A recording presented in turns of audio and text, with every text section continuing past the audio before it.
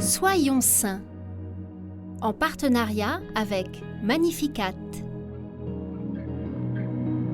Nous souhaitons une très belle et sainte fête aux Denises.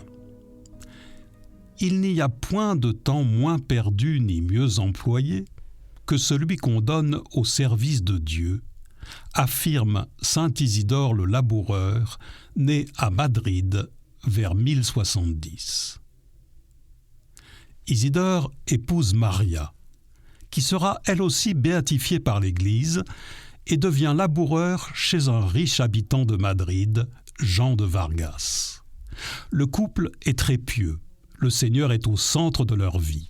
Chaque matin, bien avant l'aurore, ils vont à la messe et passent une bonne partie de la matinée à prier. Si bien que les autres ouvriers s'en plaignent auprès de leur maître et l'accusent de prier au lieu de travailler. Jean de Vargas va alors espionner le laboureur et il le surprend en effet en prière.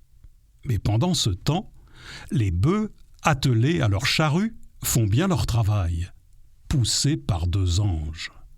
Ébloui, le maître se convertit. Plusieurs miracles parsèment ainsi leur vie. Ils ont un petit garçon qui un jour tombe dans un puits.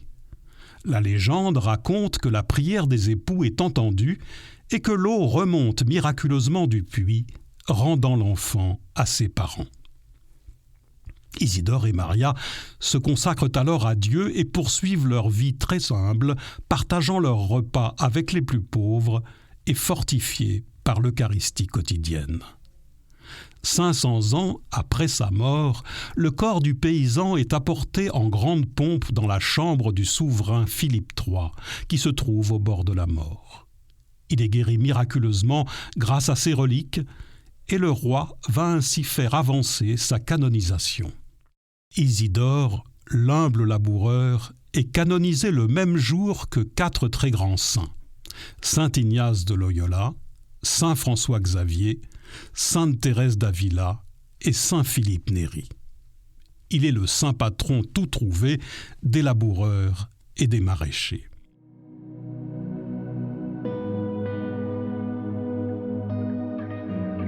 Saint Isidore est un modèle pour tous les travailleurs au champ ou dans un bureau.